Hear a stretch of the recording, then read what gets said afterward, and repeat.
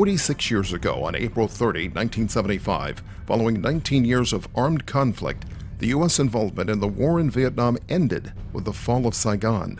Although direct U.S. involvement ended in 1973, many American and South Vietnamese civilians remained in and around the capital city of Saigon.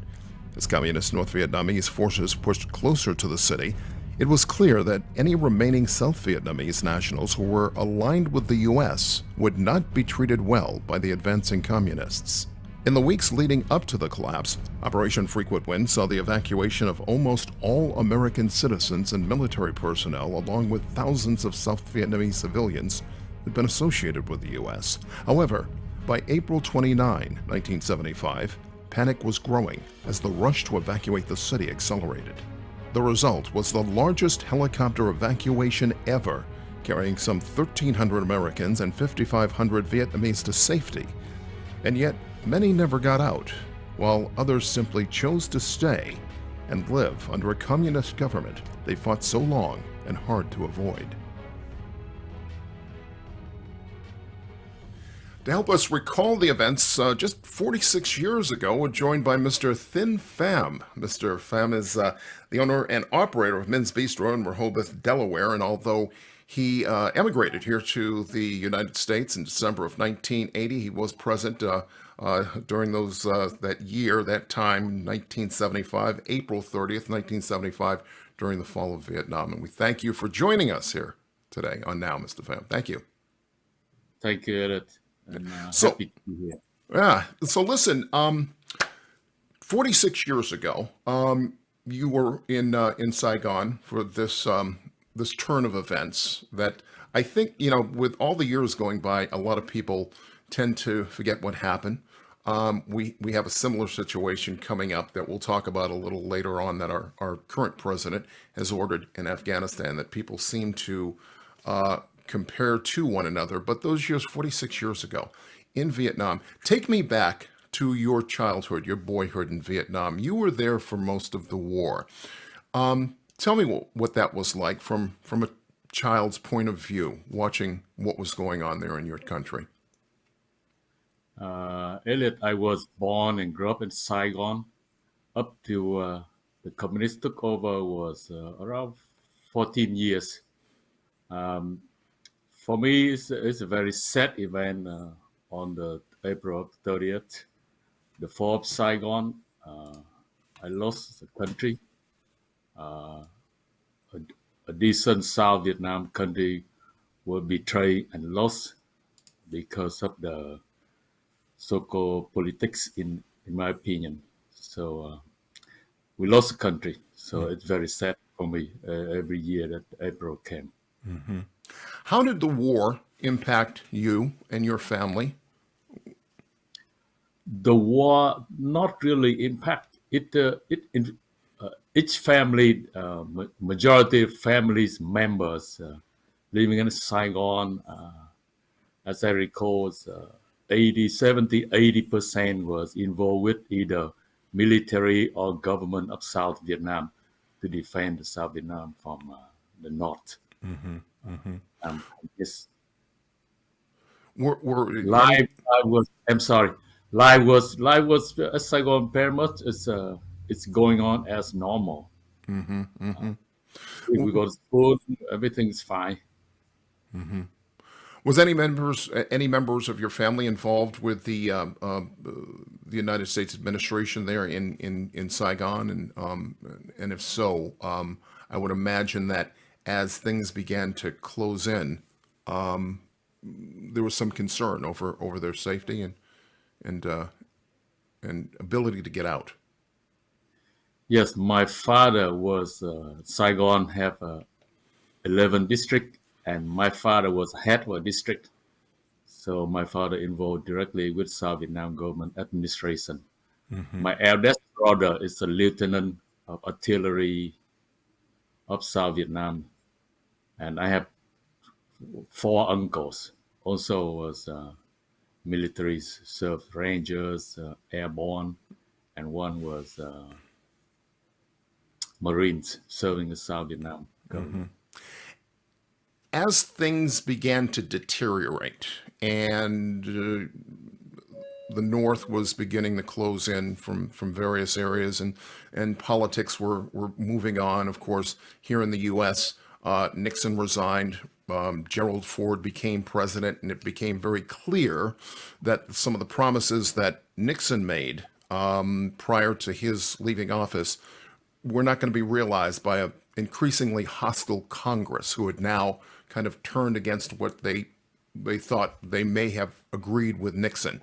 But Gerald Ford was getting no cooperation out of them, and it seemed inevitable that the collapse was coming. What were you hearing anything about this, or could you sense anything as a child from some of the family members that you just described to me? I hear from my father and my uncle, but I recorded probably about 50% of what you said or what we knew by now. So back then I was around 12, 13, 14 years old, and since my father head of a district, so I think I overhear about 50% of what we knew as of today. Well, how did you feel when you started hearing this? Did you understand what was going on? Did you have a sense of what might be coming, or were you just pretty much conducting your life as normal? Our life basically normal until around the last couple of weeks. So let's say mid-April, I can see the concern about my father, and news regarding we lost the first few province up at near the border between South and North Vietnam. So there's a concern, and it increasing until the last 2 weeks of the war. And how old were you at this time? Around that time, I was 14 years old. And, and so, were you aware of any plans that your family or family members were making to leave the city at that time, or were there no plans in place? And how did that affect you? Since my father was, like you said, he's head of a district, so he been contact and prepare for our family to leave in mid of April. But my father decided that no, since we have not heard from our eldest brother, he's here he in the battle. So and his eldest son in the family. So in Vietnam culture, he said that the whole family had to stay and wait for him, even though my parents left North Vietnam back in 1954, and they knew about communists. But because we have not heard from our eldest, his eldest son, so he decided we're going to stay.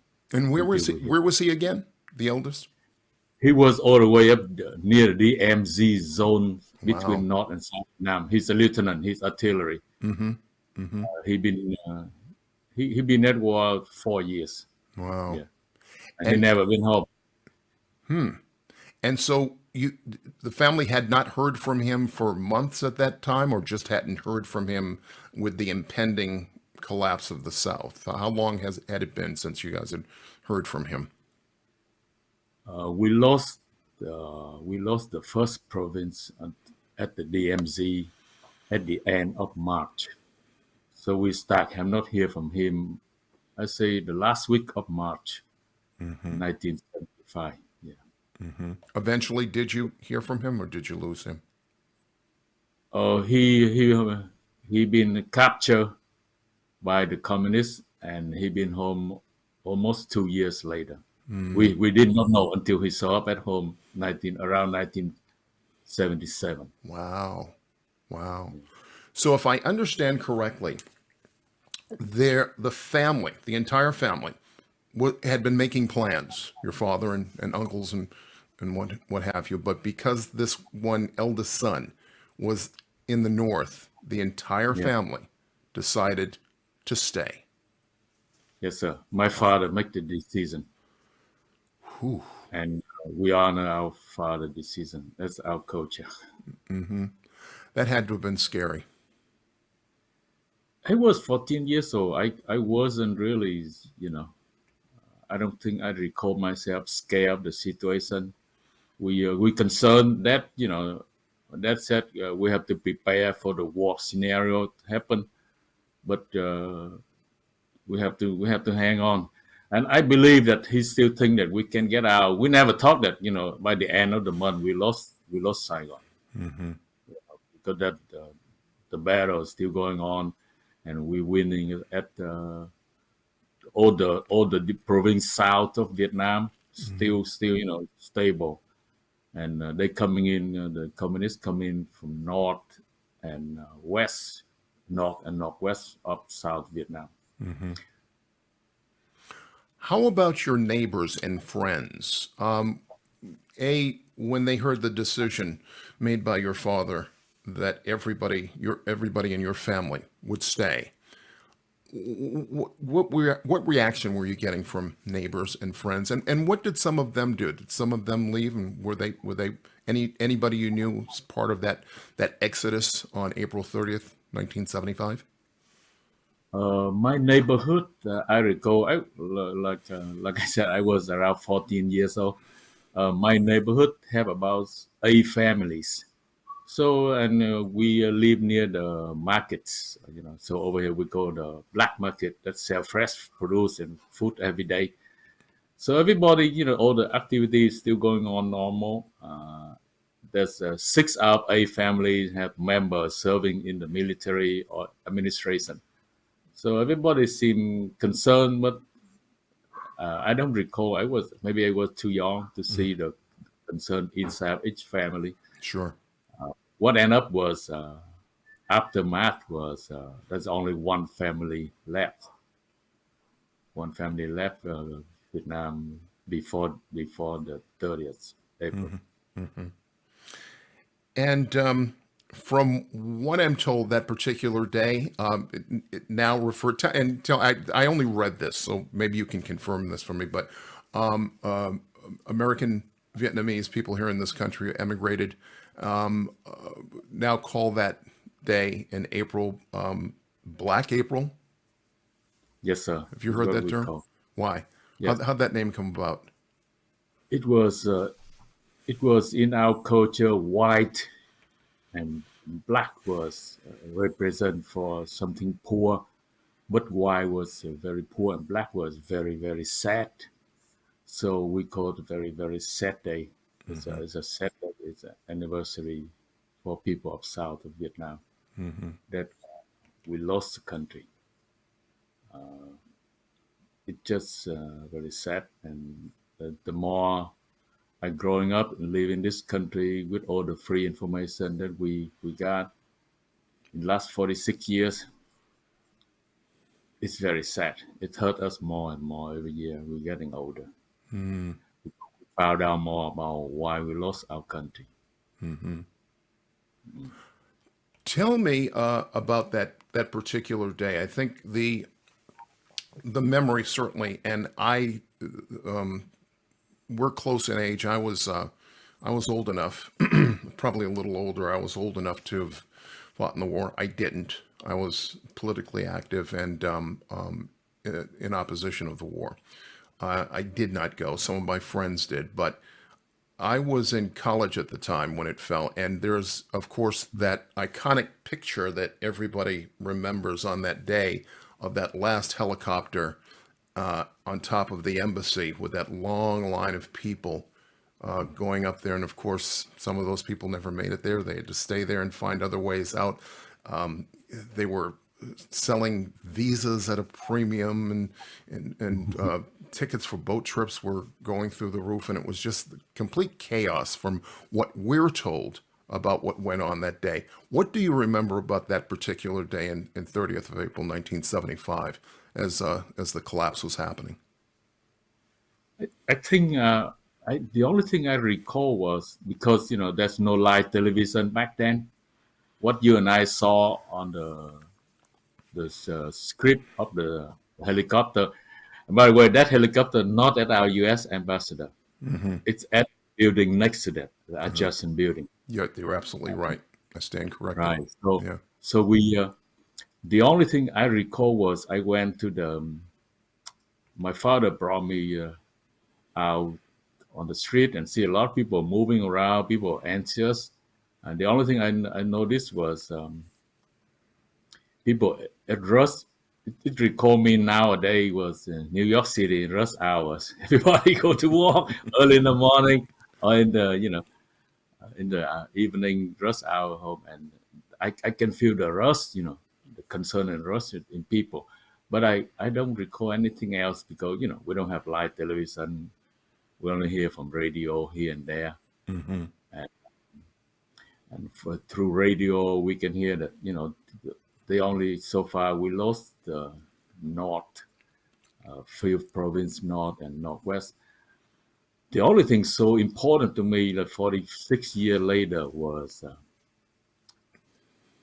as our soldier retreat, the thousand, we talk about 300,000 civilian moving with soldier, and that's really really hard, and I think that's one of the factors that not many people brought them up. In my opinion, that's the main reason why the collapse of South Vietnam Mm-hmm. was long as soon as the South Vietnam soldier moving south, retreating, and few 100,000 civilian moving with them, Mm-hmm. and that plan nothing can protect it. And meanwhile, communists still attack and still bomb, and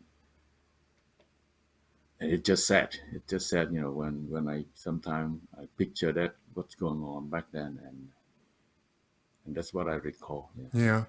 How much concern for safety in your family was there, considering, and again, from what history tells us, people who were aligned with the U.S. left in South Vietnam at that point, some for good reason, were concerned about their safety from the advancing forces from the north. How concerned were you or members of your family? I think my father's. I was too young to Yeah, report it. absolutely, Like yeah. I said, up to that day, we were still in school. A couple of weeks before that, I was still in class. From my father' point of view, was because he had so-called direct or indirect contact with the U.S. It's So not, if I can he, interrupt, it sounds as if your father was shielding. Sounds as if, in a way, in a heroic way, shielding you and many of the younger members of your family from some of the things that he probably anticipated would be yes, sir. coming from the north. Is that You know, true? yes, I think you captured 100% right. I think that's what it was, and Mm-hmm. he's still. I think he still think that there's no way for Saigon, and if they come much closer, the U.S. can get him out and his family out. Mm-hmm. Yeah. Uh, that's in my opinion. Yeah.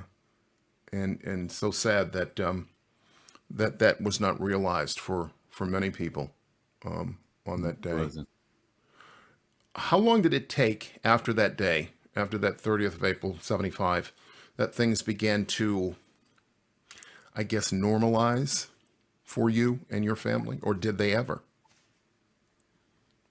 The last part that you just said, ever was the correct one, but I was young to people up the first week, the communists still pretending, like, oh, everything's fine, and they asked my father to report so they can put him in the re-education camp, so called.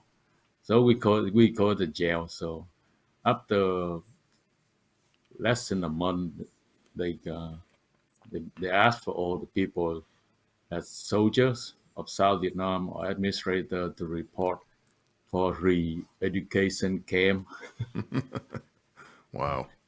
Yeah, and we all people worry and concern and know that something bad may come or will not come, ever come, or we back to normal, and it wasn't. It's showing, and it happened clearer day after day that the communists revenging from 20 years of war. They revenge. They look at South Vietnam people as citizen, as the enemies. You eventually left your country. Tell me about that. How did you leave and when? I left Vietnam early December 1980. I escaped from Vietnam on a boat, and I ended up at Malaysia refugee camp 6 days later. So I was on the ocean 6 days on a boat about, I say, 25 feet with 110 people Wow. on it. On a boat that was designed to carry how many, you think? I think it's like a fishing boat, you know. Oh, I think gosh. they could probably 10 Oh, people. It's a fishing boat. sure. I Wow. didn't know that we have 110 people until we get to the island. And when they start counting how many, blah, blah, blah, blah, and oh my God, that's 110 people. And how lucky am I, or everybody on that boat made it. Sure. Could you swim at that time? Were you able to swim? If you had to swim, could you? I think I could, but probably for a very short Sure. distance. Yeah, Because sure. Right. I mean, at least, yeah, because again, there's some people who can't swim. That's the immediate consequence of that is certainly known. But some people would be able to swim. But then the question is, how far can you swim? And either of those options is not very good. How long did the boat? How long was the travel in the boat? So we, by the way, that's the first time I saw the ocean too.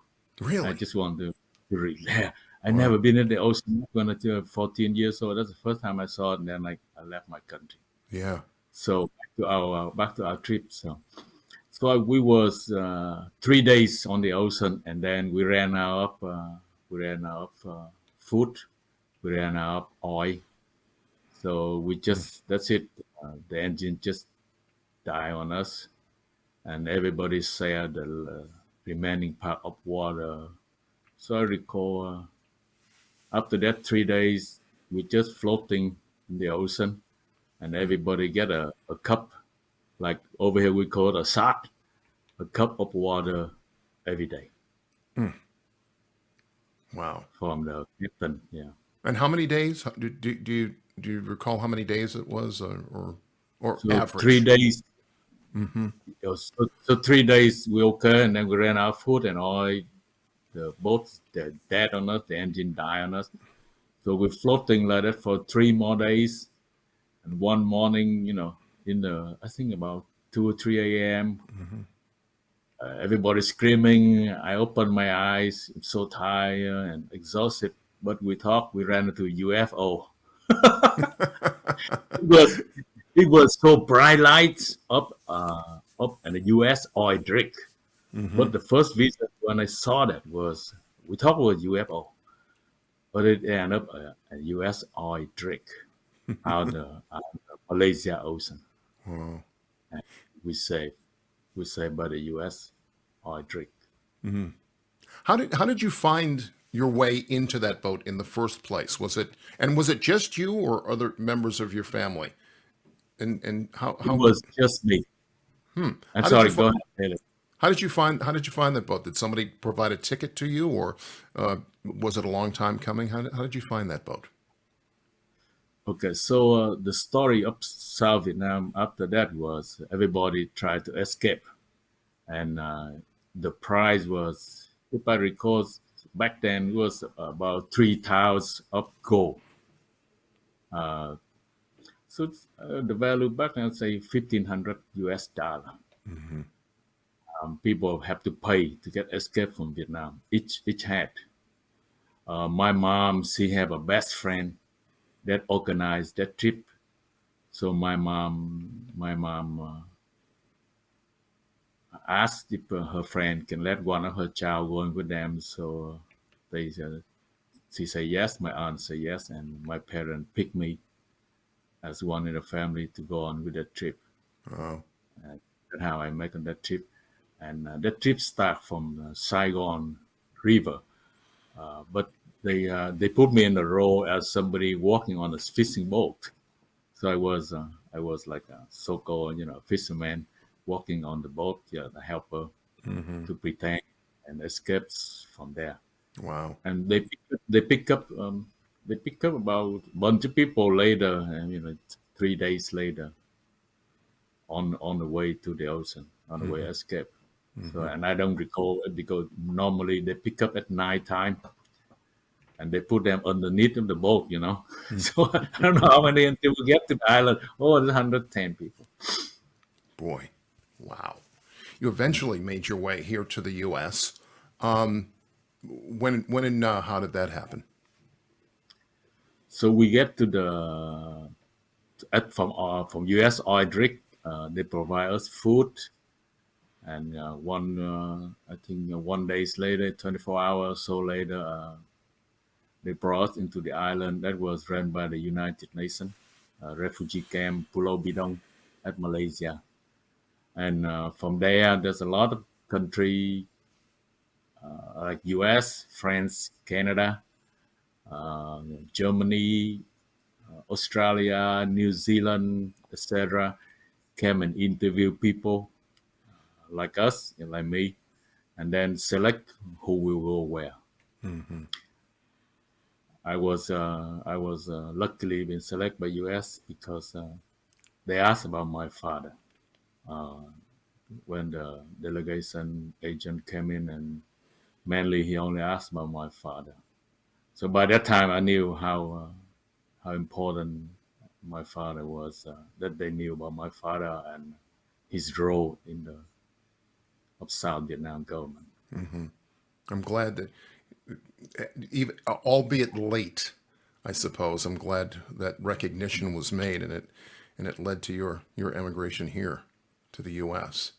All these years later, you mentioned this earlier, that that you feel you lost your country. Still feel that way? I mean, now, we've seen a lot of what they call normalization, and I'm using the description of other people, certainly in the government, and it certainly is a long way off. But what are your feelings now about your country currently? The U.S. is my second country. Yeah, I choose it and when I decided. and when I say So that, in the I probably yes, misspoke. I should say your birth country. okay. So I still lost my birth country. That that feeling is still there. I'm still very sad. Every year that April came, but I choose U.S. government gave me a chance to be here. So I choose this country as my second country now. I, my wife, she born and grew up here, and we have a child. So I adapt to the U.S. that took me in and and become I am today. Yeah, and you know what? You belong here in every way, shape, or form. So let's not mistake that for anybody who's watching now. You belong here in every way, shape, and form. You have a successful restaurant in Rehoboth, Delaware. For people who aren't familiar with Rehoboth, it's a fantastic getaway for people here in the Mid Atlantic and other places as well. I think you said you've had it for about 4 years now. Tell me about that. 4 years now, yes, yes. Before I opened the restaurant, I was back in 1981. I came to U.S. and then I went to school. I got my electrical engineering degree at George Washington University, 1985, and I worked in the electrical engineering field for 28 years before I opened the restaurant. So it was a long way, and I want to contribute back. Me and my wife, we discussed about it after my 28 year in the electrical engineering services, and we said, "Oh, our my in-laws live at Rehoboth Beach, and me and my wife want to contribute back to the society, to the country that helped me creating my freedom up to this day. So I opened the restaurant, and we honor the veteran and the services and their spouses. So that's one small thing. It's not advertised, but would like to mention that our tradition for 4 years now. Every first Wednesday of the month, we discount 50%, 50% for military, vet, and their spouses at our restaurant. Yeah, wow. No kidding. So you, on occasion, I was going to ask you that too. You get a chance to talk to military veterans, probably some is going back as far as the Vietnam conflict? I have a bunch of very close friends now. I'm so happy that I did that. Rehoboth was a retirement community, so they came. Many of them came so up on first Wednesday of the month or any time. So I'm so happy that I did it, Wow. and I met a lot of vets. The youngest was around 70 years old now, No kidding. and the eldest still visit us, 85 some years old. They're still there, Yeah. and we share the memory, the good, the bad, and we can call the ugly too. I've watched Vietnam before 75. Sure. Sure. Have you been back to Vietnam in all these years? Yes, I did, Elliot. The first time I went back was 1992 to visit my family after the U.S. administration, I believe, under Clinton, that so-called established the embassy with South Vietnam. So that's the first time I went back, and I went back every 4 or 5 years after that, since my mom was still there until she passed away. What do you think? What do you think of the country now? What are your reflections 46 years later? In my opinion, I saw a top, I say less than maybe 5% of the Communist Party member ran the whole country. What we saw outside was just the surface. Majority of people are still very, very poor.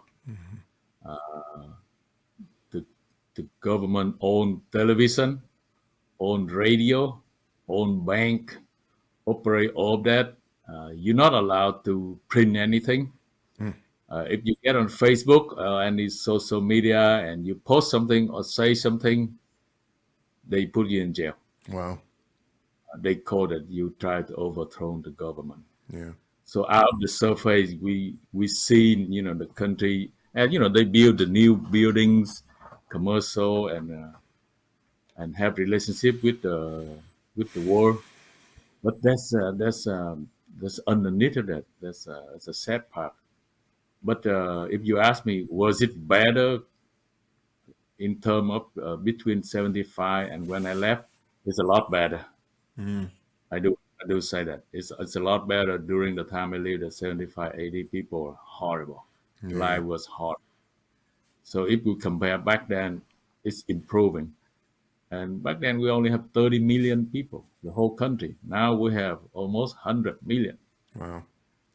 And So- majority of the population now, they don't remember or they don't know about the South Vietnam government. Yeah. Same thing here. Got a lot of people in this country that don't remember. We all have short memories sometimes where things of this nature are concerned. Last question. We just recently, our current President Biden ordered all troops out of Afghanistan by September 11th on the 20th anniversary of what will be the 20th anniversary of 9/11. 20 years in Afghanistan. Many people are comparing what they perceive may happen, and not in the same way, of course, but they perceive some of the same dynamics will occur when those few troops that we have there are coming out, with the folks who are still left in Afghanistan. Any thoughts about that and what we might expect, given your experiences? Yeah, in my experience and my opinion, was not good. Was not good for anybody, for any country. But in comparison, Afghanistan and Vietnam, South Vietnam back then, I think they're not the same. They're very different. The war of South Vietnam was being support in terms of weapon, ammunition, and armed forces by the U.S. back then. And the North Vietnam was armed force and backed up by both China and Soviet Union. And the circumstances, I think it's different though. I don't think. I think Vietnam War was very, very hard to find a country to compare to what U.S. involved with South Vietnam and the war and how it ended. It's an escape route, and I'm not somebody can make the call on the top above. So for me, Afghanistan is very different. The revenge, the human being revenge after what's going on, the aftermath was an imaginating thing that you can think of. I experienced Vietnam, so I felt that.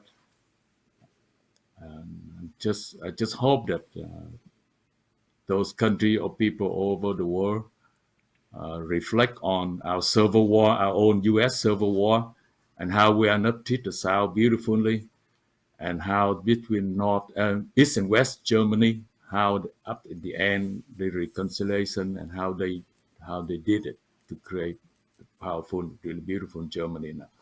I hope people in the world reflect on the civil war at the end of civil war of U.S. and the joy between East and West of Germany and learn from that.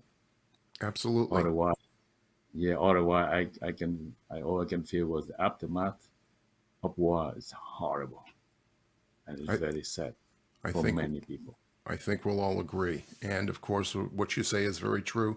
If we do not take time, which is what we're trying to do here today, if we do not take time to recall and remember our history, and in this case, our shared history, we are certainly bound to repeat it. And I think that's something we would all like to avoid.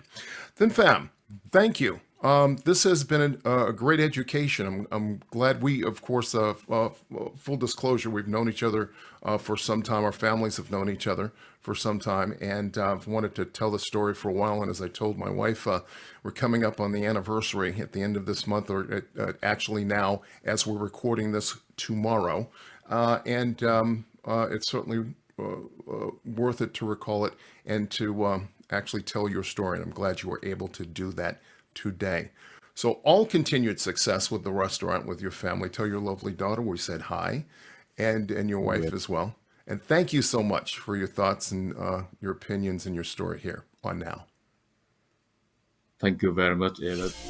If you're ever in the Rehoboth, Delaware area, be sure and visit Mr. Pham's restaurant. It's called Minh's Bistro. You can find it on the web at minhsbistro.com. We'll leave a link in the comments below so you can find it easily at your convenience. Remember to subscribe to our YouTube channel, like us on Facebook, then come right back here next week for more of Now. Till then, take care. Peace.